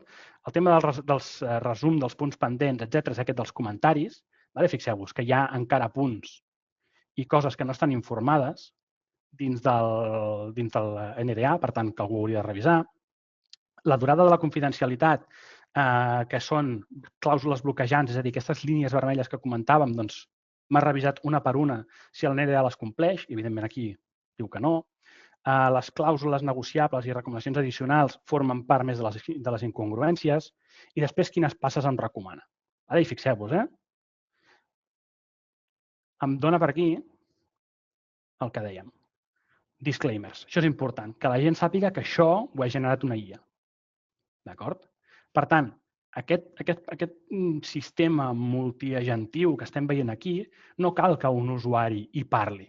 Simplement, jo tinc un sistema, posem pel cas, de gestió de contractes, d'acord? Simplement, pujant el contracte en aquest sistema, automàticament llançaria aquest procés de revisió i anàlisi del contracte. I em donaria una primera visió del que està passant en aquell contracte. Evidentment, caldria fer una revisió així una mica més en profunditat, però ja tinc una primera visió del que m'està dient l'agent en si. D'acord? Per tant, podem construir agents de certa complexitat a base de trencar el problema en múltiples agents. I això ens dona patrons. Els patrons multiagentius el que ens diuen és com col·laboren diferents agents per resoldre tasques. Un agent, en aquest cas, un agent únic seria el que hem vist abans, aquell agent de Copilot, però tindríem agents, per exemple, que treballarien en seqüència. Primer un revisa una cosa, ho passa a un altre agent, aquest agent revisa la feina de l'anterior i afegeix la seva part, i així, fins a resoldre el problema com a tal. Tindríem un model més de supervisió, o un agent sap trencar la tasca en múltiples subagents, de manera que el que pot fer és determinar quins són els agents que ha de cridar per resoldre aquella tasca. Fixeu-vos que no és exactament el que hem fet. Nosaltres el que hem fet és paral·lelitzar. Hem fet que sempre les tasques siguin les mateixes i, en comptes d'un supervisor, el que tenim és un refinador. Tenim un agent que s'encarrega d'ajuntar la resposta de tots aquests agents per generar un informe. Després tenim un model jeràrquic, que el model jeràrquic és similar al supervisor, però de força profunditat. Els jeràrquics són bastant habituals de problemes complexos. Tenim els models de xarxa, on els agents es parlen entre ells fins que no es trobi la solució, i per tant cada un té i juga un rol específic dins de la xarxa. I després hi ha els refinadors. Els refinadors, al final, és com tenir un sistema de seqüència, però que només acaba en el moment que es considera que la resposta és adequada. Aquí, si la resposta no és adequada, en el punt que arribes a l'agent final, ja tens resposta. Aquí no. Aquí, fins que no s'acaba de donar la resposta adequada, no hi ha retorn de la resposta. Perfecte. Llavors, a nivell d'agents avançats, el que fem és això. El que fem és orquestrar diferents agents o agents únics o diverses maneres de treballar que realment l'usuari, qui fa servir els agents, no té per què saber que allà darrere hi ha sistemes complexos d'agents interactuant entre uns i altres. L'important és que l'experiència de l'usuari sigui bona. Per exemple, això ho vam mostrar en l'AI Congress, però és perquè veiem... No és aquesta, perdoneu, que tinc moltes pantalles obertes. Aquí. Tenim sistemes complexos d'agents, però al final la meva interfície pot ser conversacional. Al final, o sigui, per darrere pot ser tot el complex que vulguem, però de cara a l'usuari ho hem de fer el més senzill i fàcil possible. Per tant, una cosa que puc fer és construir agents. Per exemple, aquest té una certa complexitat. I aquest es basa en el model que us comentava abans de construir un agent sobre la teva informació consolidada. Tenim un agent de finances, això és una conversa ja tinguda, perquè no em posaré a escriure, perquè no tenim molt de temps. Jo li puc demanar que em digui, per exemple, el total de vendes de la meva organització. Si això jo agafo i ho demano a una empresa que no té un model analític de tota la informació comptable, financera, etc., es passaran diverses setmanes muntant-me uns Excels, doncs això, amb aquesta informació consolidada de totes les vendes de l'any passat. En canvi, si jo tinc ja treballades les dades en un espai on hi ha aquesta informació consolidada, a través d'un agent puc anar a consultar aquesta informació. Fixeu-vos aquí que quan jo li he demanat les vendes de l'any passat, això ha executat una d'aquestes eines que directament ataca sobre aquest espai de dades que jo tinc ja consolidat. I, per tant, a partir d'una consulta a la base de dades, m'extreu la dada que a mi m'interessa i me l'explica. Això correspon a l'exercici del 2024, del 2024 sencer. Però puc refinar les meves preguntes. Doncs ara vull les vendes desglossades mes a mes. I et fa el desglossat mes a mes. A més, pinta'm un gràfic. I em pot pintar un gràfic amb, per exemple, les vendes. A més, fixeu-vos que té un cert dinamisme, per tant, no són imatges, sinó que em pot generar gràfics. I, a més, puc profunditzar encara més. O sigui, explica'm els números que estic veient, què ha passat aquí. I et fa un anàlisi del que està veient. D'acord? Encara més, li puc demanar que fins i tot em faci càlculs. L'EBITDA, no? Que és un càlcul una mica de son pare de setmana en cada casa, em permet afegir aquest tipus d'informació, per exemple, gràficament, a l'empresa, en aquest tipus de gràfics. D'acord? Per tant, quan muntem agents d'una certa complexitat, l'experiència, insisteixo, de l'usuari ha de ser el més senzilla possible i el que hi hagi per darrere, això ja depèn una miqueta de la complexitat del que vulguem fer. D'acord? Aquí hi ha força complexitat, ja no és tant de la gent en si, sinó és el fet de consolidar tota aquesta informació de negoci de l'organització en un lloc concret amb una sola veritat. Val? I després podem tenir agents tutelats, que tutelen. A veure si m'explico bé. Per exemple, aquí tenim un cas d'un agent de suport. L'agent de suport el que fa, en comptes de ser guiat per l'usuari, el que fa és guiar l'usuari. La diferència principal és, quan jo estava fent servir a l'agent de finances, jo li havia de dir què és el que volia. No?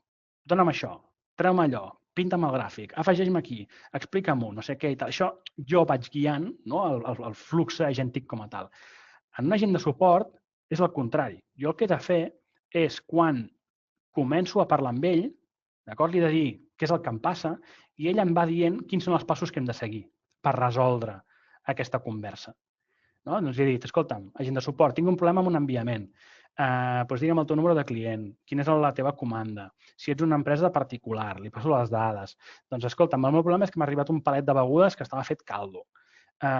Ostres, sí, doncs mira, el palet que tu teòricament t'ha d'haver arribat és aquest, d'acord? Passa'm, si us plau, una fotografia del lot.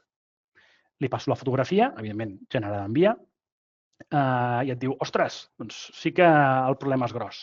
Val? Per tant, et dona una primera resolució de tot aquest procediment. Val? Fixeu-vos en aquest detall. Veieu que posa transferència completada? Què ha passat aquí? Quan jo li he dit que el meu problema tenia a veure amb una incidència del transport en si, m'ha derivat a un agent especialista en tractar problemes de transport. Però això per l'usuari, fixeu, és la mateixa conversa. No ha agafat allò, sí, espera un segon, le passo con el departamento de no sé què i t'envien a una altra línia. Aquí no, aquí és la mateixa conversa que per l'experiència de l'usuari, aquí fixeu-vos, sí que li diu, soy tu agente de incidencias de transporte. Per tant, ha fet la transferència però dins la mateixa conversa. És a dir, la complexitat de l'agent com a tal no ha de suposar una complexitat per l'usuari que la fa servir. Perfecte. Llavors, aquests agents que acabem de veure, a nivell, diguem-ho així, una mica més de construcció, els hem muntat sobre una plataforma de construcció d'agents dins de l'entorn de Microsoft al núvol des de SoftTank. D'acord? Això és una eina que estem desplegant a diversos dels nostres clients perquè puguin construir agents de la complexitat que sigui. D'acord? Ja poden ser molt senzills o molt complexos per poder tenir aquesta experiència d'ús conversacional amb els seus usuaris. D'acord? Evidentment, entorn segur, protegit, vigilat, etc. Perfecte. Llavors, el que hem vist això, l'agent de finances, que és capaç de fer aquestes cerques i càlculs sobre la nostra plataforma de dades, i, evidentment, l'agent de suport, d'acord? Aquest que et guia en el flux de treball que hagis de tenir. D'acord? I l'últim punt dels reptes de la IA agentiva, que són principalment com batllem perquè aquests agents no se'n vagin de mare. Hi ha 4 punts principals. D'acord? Un és sempre que la responsabilitat del que facin els vostres agents és vostra, és de les persones. D'acord? Per tant, és que un agent m'ha dit... No. És responsabilitat teva. O sigui, la imatge de marca és teva i, per tant, el que facin els teus agents sota la teva marca és la teva responsabilitat i la teva imatge. Per tant, siguem molt responsables, siguem molt vigilants a l'hora de posar, sobretot de cara a externs, agents i models d'intel·ligència artificial que estiguin ben supervisats, que estiguin ben vigilats, que tinguin filtres de contingut, és a dir, que si algú els intenta parlar de temàtiques que no són les que la gent en si ha de tractar, tingui filtres. Això, quan ho fas, per exemple, des d'un model com el que et permet Microsoft Foundry, que és el sistema que et dona Microsoft a través d'Azure per poder desplegar models, ja inclouen uns filtres com a tal, d'acord? I uns guardarraïls que et permeten vigilar que els agents no se'n vagin de mare. És força més fàcil, si no els has de muntar tu, d'acord? Després, un punt molt important, i és qui fa servir els nostres agents. Perquè si els exposem, ho pot fer servir qualsevol que accedeixi a la nostra web. Com vigilem que quan s'exposen agents a través de la web, a través de WhatsApp, etc., poder detectar si hi ha problemes de seguretat en el fet de fer-los servir? No? És a dir, si algú comença a fer malifetes a través d'injectar codi maliciós o prompts maliciosos a través d'aquestes exposicions d'agents d'IA. I també des de dins de casa, és a dir, si posem agents dins de l'organització, hem de vetllar perquè la identitat, és a dir, la gent que es connecta en aquests agents, sigui qui diu ser. Posem per cas, si jo agafo, poso Microsoft 365 amb Copilot i no protegeixo la identitat dels meus usuaris, si algú li roben l'usuari i contrasenya, accedeix a l'entorn i es troba Copilot, la facilitat que té per emportar-se la informació a l'organització, simplement dona'm les dades de finances, dona'm les dades de no sé què, de no sé quantos, és extraordinària. Per tant, la identitat és la clau d'accés moltes vegades a eines que poden facilitar molt la vida en els usuaris de l'organització, però també a un infiltrat. Per tant, cal vetllar moltíssim, sobretot per això, per la identitat de la gent que accedeix. I, evidentment, de la informació. És a dir, si jo protegeixo la informació que es pot pujar a un LLM, a un agent, etc., també facilito el fet que si jo tanco l'accés a ChatGPT gratuït, demà no se'n vagin a DeepSeek o se'n vagin a Cloud o se'n vagin a no sé quants. Perquè d'IAs n'hi ha moltíssimes, surten com bolets, i si les vols anar tallant una rere l'altra, no acabaràs mai, perquè cada dia en surt una de nova. Per tant, és molt més eficient protegir la informació corporativa. D'acord? I després, evidentment, quan construeixes intel·ligències artificials, quan construeixes agents, has d'intentar que sempre respectin la identitat, és a dir, que respectin qui és l'usuari per fer què. Per tant, si un usuari pot introduir informació a l'ERP, la gent ha d'introduir informació a l'ERP en nom de l'usuari. Important, d'acord? Perquè si no, no queda traçabilitat de qui fa què. És a dir, els agents com a tal no són persones, són eines que faciliten la feina de les persones, però qui fa l'acció com a tal és una persona. Per tant, quan introduïm informació, quan fem ús d'aquestes eines per connectar-nos, introduir informació o enviar correus o no sé què, etc., que no sigui en nom d'un agent, sinó que sigui l'agent en nom d'una persona. D'acord? I que, evidentment, només permeti fer aquelles coses que les persones poden fer. És a dir, si jo no puc introduir informació a l'ERP, no puc poder accedir a un agent que pugui introduir informació a l'ERP. D'acord? Molt importants i notes, sobretot, per fer una mica de tancament de tot plegat. D'acord? Per anar tancant, 3 punts claus que trobo que són força rellevants. Quan construïm agents, com més experts i granulars siguin, més efectius i més facilitaran la vida a la gent que els faci servir. És a dir, si fem agents de molta horitzontalitat a nivell de processos i de coses que vulguin cobrir, arrosseguem part del problema dels LLMs, que són de propòsit molt general. I, per tant, cal aprendre a fer-los servir. Si fem agents molt experts i granulars, ens permet facilitar molt el fet de poder-los fer servir i, a més, el fet d'incorporar-los en sistemes multiagentius. A més, cal, i és ideal, poder fer servir una plataforma que t'ofereix aquesta flexibilitat per aprofitar nous models, entorns segurs, el fet de poder enviar la informació de forma segura i col·laborar, etc., amb la intel·ligència artificial per allà vinculada, que evidentment, nosaltres apostem molt fort per la plataforma que t'ofereix Microsoft, que és molt completa, d'acord, i molt evolucionada. I, evidentment, això ho pot fer una empresa sola o una empresa es pot acompanyar d'un partner amb experiència com som nosaltres, com som Softenc, amb el que heu vist, és a dir, amb l'experiència, amb el fet de treballar amb aquesta tecnologia des de fa forces anys i ara especialment amb el tema d'agèntica, coneixem molt bé les problemàtiques que hi ha. D'acord? Si els casos d'èxit són molt macos, perquè la gent només t'explicarà el que surt bé, però nosaltres sabem què és el que surt malament.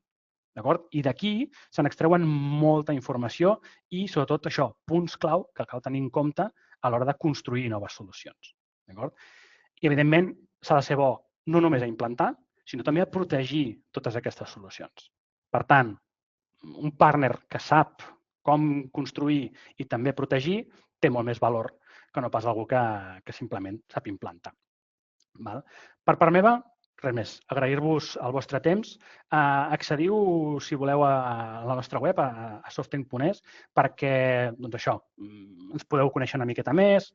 Podreu veure que el dia 20 de març tenim una ponència físicament a Barcelona on explicarem temes d'agèntica, temes de seguretat, com protegir els entorns agèntics de la teva organització i és presencial a Barcelona. Per tant, qui vulgui està més que convidat. Us podeu registrar a través de la nostra web, conèixer-nos una miqueta més, etc.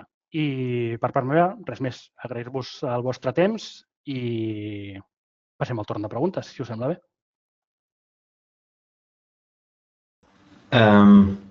Molt bé, Marc, moltes gràcies per aquesta presentació. Sí, tenim algunes preguntes que ens han arribat en el xat i si et sembla te les trasllado. Les diré per ordre tal com ens han arribat. Bé, cap allà a les 5, per tant, ja portaves una mitjoreta de xerrada.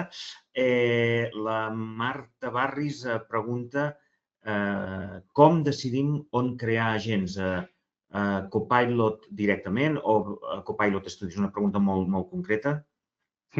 Sí, en aquest cas és específica de l'entorn de Microsoft. És a dir, Copilot al final és l'eina que com a individu, com a persona, em permet crear agents de manera ràpida i senzilla, i després compartir-los amb altres companys, però la complexitat que poden arribar a tenir aquests agents és força limitada. Són instruccions, accés a documentació i poca cosa més. Quan jo vull construir una solució un punt més complexa, on hi hagi una part de determinisme, fins i tot, com comentàvem, llavors ja has de passar a Copilot Studio. Copilot Studio és una solució per orquestrar agents d'una certa complexitat. Per tant, depenent de per on vull complicar-me la vida, ho faig senzillament des de Copilot o ja passo a Copilot Studio. Jo sempre el que recomano és que primer sempre s'intenti des de Copilot, perquè és una bona base per treballar bé el prompt inicial del sistema, les instruccions de la gent, i si necessito més, llavors passar a Copilot Studio, però no anar a Copilot Studio de base. Molt millor començar per alguna cosa senzill i després ja et complicaràs l'existència. Molt bé, hi havia també una pregunta que ens ha enviat el Marcel Fernández. Jo crec que és molt similar al que estaves comentant ara. La pregunta diu, aquest sistema multiagèntic, que suposo referit a algun dels exemples que has presentat, diu, l'has creat dins del Copilot o quina web utilitzes? Crec que ho has respost, no? No exactament. És a dir, en Copilot Studio tens la possibilitat de crear sistemes multiagèntics, d'acord? La qüestió és, els sistemes multiagèntics, al final el que necessiten és això, és la capacitat de connectar agents amb agents. I això es pot fer des de múltiples eines. Ho pots fer des de Copilot Studio. Jo el que us he ensenyat, en realitat, no és ni una eina de creació agèntica específica, sinó que en realitat és un sistema d'orquestració de fluxos de tota la vida que té Azure, que és les Logic Apps. Logic Apps és un model de construcció de fluxos determinístics de dalt a baix, però que em permet posar-hi agents a dins. Per tant, es pot fer de moltíssimes maneres. La qüestió és això. Com et vols arribar a complicar la vida és el que et determinarà quina eina vols fer servir. Molt bé, seguim amb les preguntes. La Patrícia Soler i crec que també va girant sobre un Tot va mateix pel voltant, sí, sí. àmbit, sí. Diu sobre l'exemple de gent creat amb Copilot, diu, és molt semblant a crear un GPT a ChatGPT?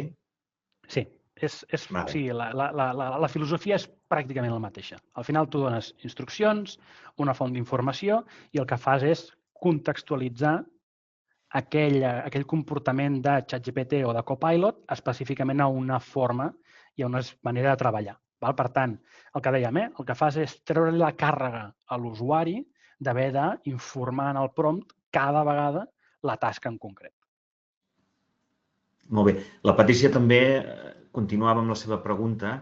Diu, d'altra banda, diu, en aquest exemple, la gent no actua si no és que se li dona una instrucció. Diu, i pregunta, és així en aquest cas? I se li pot donar més autonomia als agents, per exemple, que executin una acció rutinària sense cap indicació? Sí, exacte. És a dir, una de les coses que parlàvem del canal de comunicació, no? És a dir, el canal de comunicació és el fet de que un usuari pugui iniciar l'execució d'un agent. Però això no té per què ser sempre així. És a dir, el que podem fer és que de manera programada un agent s'activi, agafi la informació del context actual, per exemple, el dia que és, la informació que hi ha en una base de dades o uns documents nous que han pujat. És a dir, l'activació d'un agent pot ser de múltiples formes. No tot és estrictament disparat o iniciat per una persona. El que sí que és important és que en aquest tipus de casos, que l'activació és automàtica, de certa manera, cal incorporar sempre algun mecanisme de protecció o de vigilància de la gent en si. El que se'n diu el human in the loop, el fet d'incorporar una persona que revisi que allò que està passant és adequat, guanya més importància que mai. Molt bé, seguim perquè hi ha bastantes preguntes que estan arribant al xat. Tenim encara 8 minuts per poder-les respondre. La Maria Pilar Parera ens pregunta si no estàs en un context com el 365 o Microsoft i treballes amb ChatGPT, quin és el risc? Bona pregunta. O sigui, el risc, sobretot, és si no ho tens, diguem-ho així, estructurat corporativament. És a dir, si tu fas servir ChatGPT amb el teu compte personal o fas servir el teu compte d'empresa però gratuït, no? Fent servir el ChatGPT gratuït, el risc és força gros. Per començar, tot allò que és gratuït a internet és per una raó, i és que el producte en si és el teu ús d'aquella eina. No? Les xarxes socials, el ChatGPT gratuït, tot el que hi puges, al final forma part del producte en si. Val? Per tant, quan tu hi posis informació confidencial, aquella informació ja passa a ser propietat del propietari d'aquella eina. Val? Si tu fas un contracte com a organització i poses llicències de pagament d'organització pels teus usuaris, ja sigui fora de Microsoft 365, ho pots fer des de ChatGPT, si pagues les llicències Business o Enterprise, tens un acord amb OpenAI que diu que aquella informació que tu li pugis no es farà servir per reentrenar el model, per fer-ne res fosc. No hi haurà el Salman per allà darrere mirant-se els teus documents. D'acord? Tu tens aquest tipus de protecció del servei quan fas servir aquests entorns. Molt bé. També en David González ens fa dues preguntes allò una darrere de l'altra, les llegiré les dues a la vegada. Diu, aquests agents especialistes els podem fer amb GEMS de Google Workspace i també pregunta, diu, i quina seria l'equivalent al Copilot Studio en Google? O sigui, aquí volem passar d'entorn Microsoft o estan interessats a l'entorn més Google, Gemini, etc. L'entorn de Google no me'l conec tan bé, d'acord? El nostre viatge, us he dit, és el de Microsoft. Crec que Copilot Studio com a tal no existeix un equivalent, d'acord? Aquí Google encara no hi ha arribat, però pel que diuen normalment el que fan és et deriven a eines de tercers. És a dir, tu el que pots fer és servir el model de Gemini en eines de tercers de construcció agèntica per poder fer servir el teu entorn corporatiu i els models de Google. Però Google com a tal encara no té res. I el fet de construir, diguem-ho així, agents experts, subagents amb GEMS ho pots arribar a fer. Els gems encara no estan tan evolucionats com podrien estar els GPTs o els agents de Copilot, però hi arribaran tard o d'hora. El tema és això, que són concrets i específics. Els has de veure com a agents únics, que són experts i molt concrets, però no els pots interconnectar de moment entre ells. Molt bé, seguim amb les preguntes. I aquesta em fa especial il·lusió perquè prové d'un company d'Eurecat, de l'Ian Palacín. Hola, Ian, bona tarda. Escolta, la seva pregunta és: he vist que tenia una eina feta sobre Open Web UI. Open Web UI, sí. Correcte. Diu, quin proveïdor de l'LLM connecta als clients i quines connexions utilitza per accedir a les dades de l'empresa? Diu, són endpoints de Microsoft? Molt bona pregunta. Això ja, i aquí entrem un punt al nivell tècnic. És a dir, tot el que hem fet, bueno, no passa res, És a dir, nosaltres el que hem fet és, hem agafat Open Web UI i el que hem fet és portar-lo a una infraestructura de Microsoft. D'acord? L'hem instanciat, l'hem posat en marxa en un entorn protegit i vigilat per nosaltres, d'acord? Al núvol, i el que fem és escalar-lo depenent dels clients que l'hagin de fer servir, etc. Llavors, cada client nostre té la seva pròpia instància, el seu propi Open Web UI, que nosaltres en diem els agents de SoftTech Max. SoftTech Max és el nostre servei a nivell global. Els agents de SoftTech Max és aquest servei que té cada un dels nostres clients. Llavors, els models que hi ha per darrere d'aquesta eina d'agents són tots i qualsevol dels que t'ofereix el catàleg de models d'Azure de Microsoft. D'acord? Crec recordar ara, hi ha 12.000 models d'intel·ligència artificial, dels quals pràcticament 2.000 són d'IA generativa. Per tant, l'eina d'agents et permet fer ús de qualsevol d'aquests models a instàncies teves. M'interessa fer servir Mistral, m'interessa fer servir Cloud, m'interessa fer servir no sé quin, no sé quantos. Pots disposar d'aquests a través del catàleg de models. Quina és la gràcia? Que tu no pagues llicenciament per usuari, sinó pagues estrictament el consum que fas d'aquests models, amb el model Azure. Per tant, amb això ja tens un avantatge força rellevant a l'hora de construir agents. I després, les connexions que hi ha a les dades com a tal depèn del cas d'ús. És a dir, el que us he ensenyat de finances, l'agent financer es connecta al data warehouse que hi ha per sota de consolidació de dades, que està muntat sobre Fabric, que és una altra de les eines que t'ofereix Microsoft al núvol, que és la plataforma analítica avançada i força completa a nivell d'explotació de la teva informació estructurada. Per tant, estructures la teva informació d'empresa en un lloc consolidat i tens connectors pràcticament nadius per explotar aquesta informació a través d'una eina com aquesta. Molt bé. Espero haver respost la pregunta. Aquesta altra pregunta que ens envia l'Adrià Guiu també una mica va en aquest biaix que comentaves entre Google i Microsoft. Diu, estem en procés de decidir entorn de treball entre Google i el 365. Quines diferències principals veus per poder desplegar agents entre els dos? No sé si... Sí, específicament Sí, no, cap problema. Específicament d'agèntica, és a dir, hem de tenir en compte que Microsoft no té el seu propi model d'intel·ligència artificial. El que fa és fer ús del seu acord pràcticament exclusiu que té amb OpenAI per exposar models des de dins d'Azure i fer servir ChatGPT com a base de Copilot. D'acord? Aquesta és, a nivell, diguem-ho així, fonamental, és la part principal. Google té el seu, que és Gemini. Hi ha altres models, però Gemini és l'insígnia. Aquest és el punt principal de diferència. Quina és la gran diferència? A nivell de construcció d'agents com a tal, qui t'ho posa més fàcil en el sentit de ventall d'opcions és Microsoft. Microsoft et dona l'opció de fer les coses més senzilles a les més complexes. Per tant, tens totes les possibilitats que tu vulguis a l'hora de construir agents. Google encara no té això. Per tant, si és una decisió que heu de prendre ara, qui té la baralla guanyadora en aquest sentit és Microsoft. I a més té un avantatge, i és que té tot un ventall d'eines de seguretat que Google no té. Microsoft té, de fet, és un dels principals proveïdors de seguretat que existeixen a nivell de núvol, amb un munt d'eines que precisament t'ajudaran a protegir i a vetllar perquè l'entorn i els teus agents estiguin ben muntats i ben construïts. Per tant, en aquest sentit, i ja no només és pel viatge, és a dir, és perquè ens coneixem una mica bé els entorns aquests, Microsoft té l'avantatge de ser una plataforma molt gran i molt completa en aquest sentit. Per tant, si és una decisió que heu de prendre ara, recomanació, també evidentment és viaixada, és Microsoft.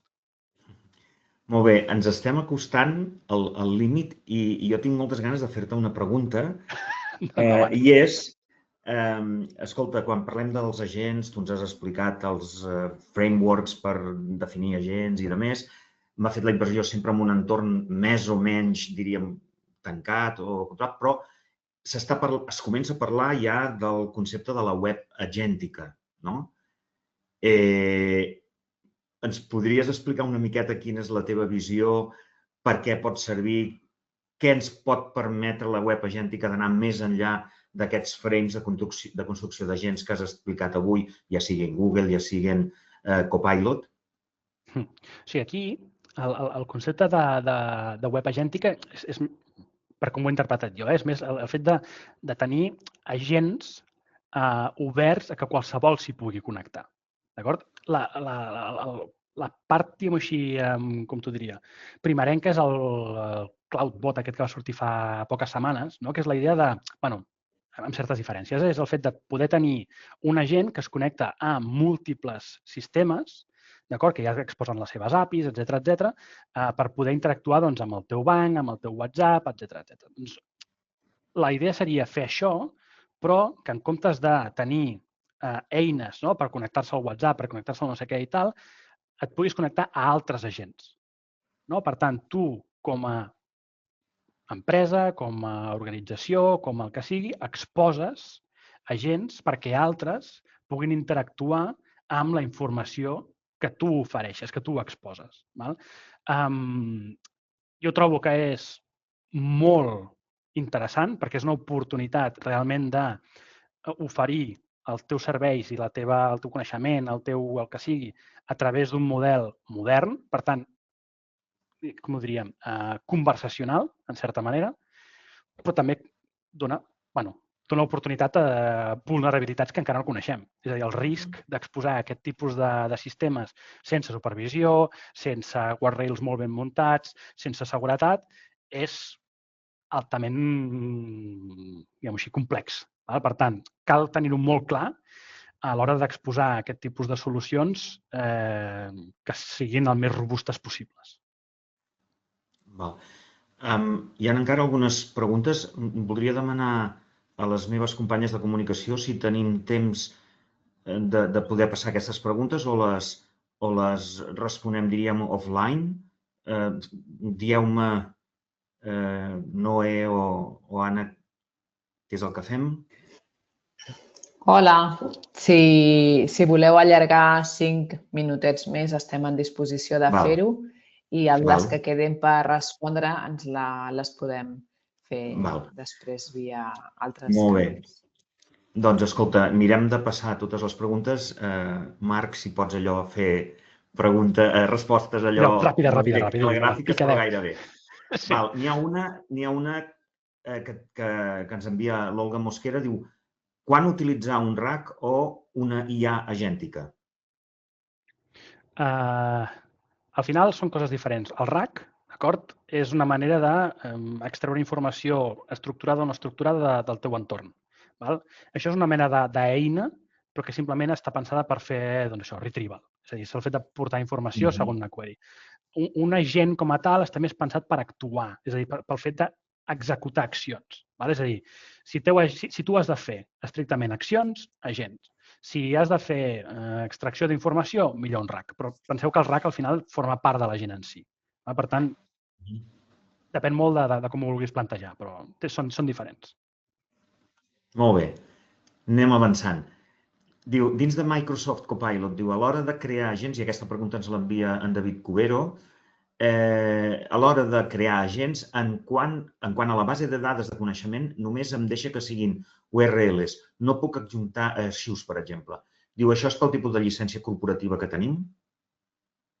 A nivell de generació dels agents, sí. Això és com funciona la base de Copilot de creació d'agents. Només pots fer servir URLs de sites de SharePoint o del teu OneDrive o el que sigui. Per tant, si tu vols pujar-hi documentació, el millor és que agafis, ho posis en un site de SharePoint i enllacis aquell espai de SharePoint en el teu agent.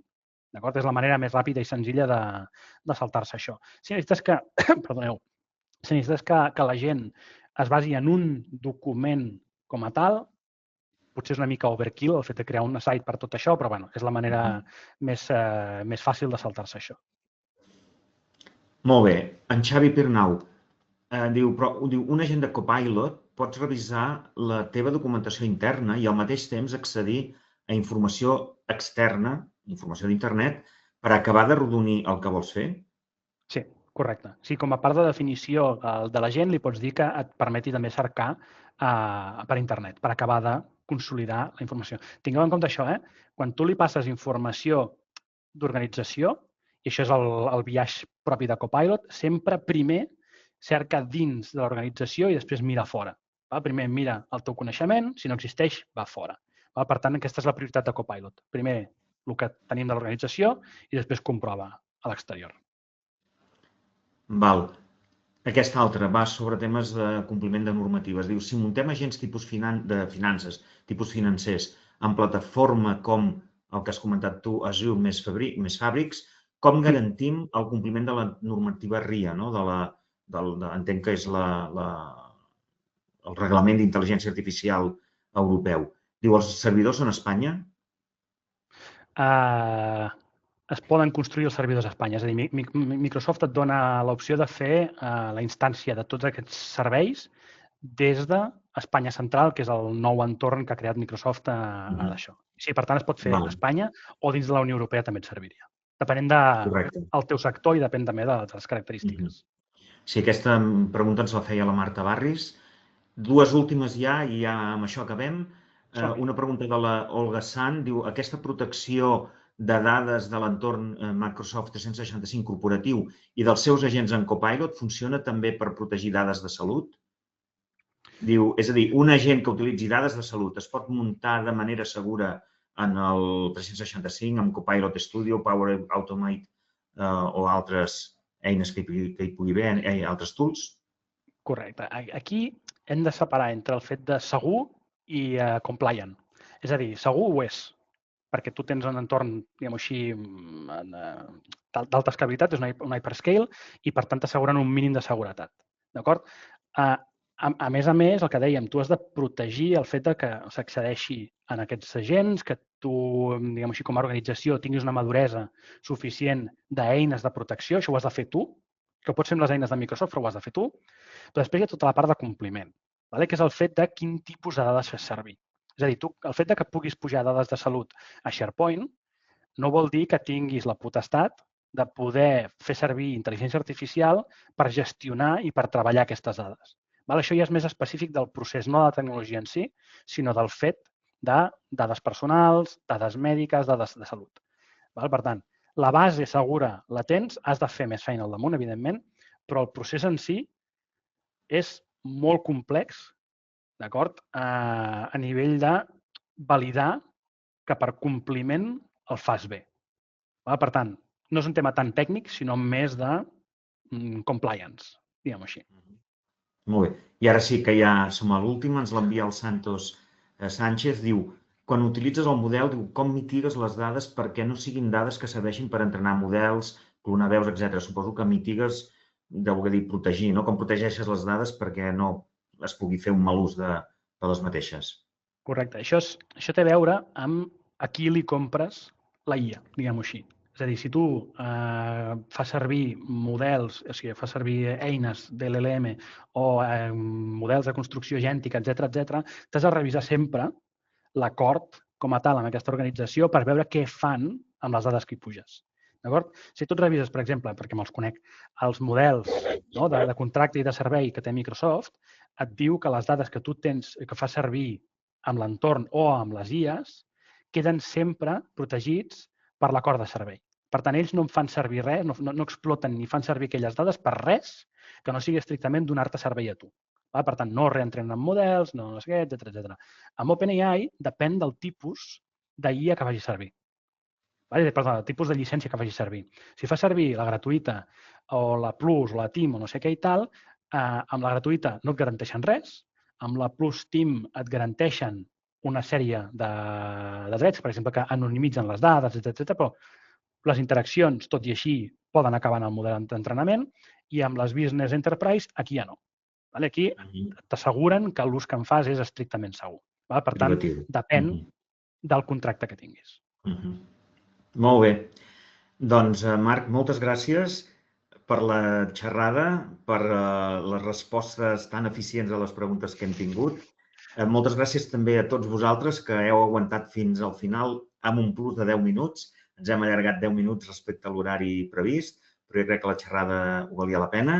I res més, des del CIDAI, doncs això, donar-vos les gràcies i dir-vos que us mantingueu atents als propers anuncis. Estem pensant en noves masterclass i molt probablement aviat anunciarem una masterclass enfocada en donar guies i bones pràctiques per al desenvolupament de software sostenible. Però això, mantingueu-vos una mica a l'aguait dels anuncis que fem i esperem tornar-vos a veure en la propera ocasió. Moltes gràcies i fins la propera. Bona tarda. Adéu-siau.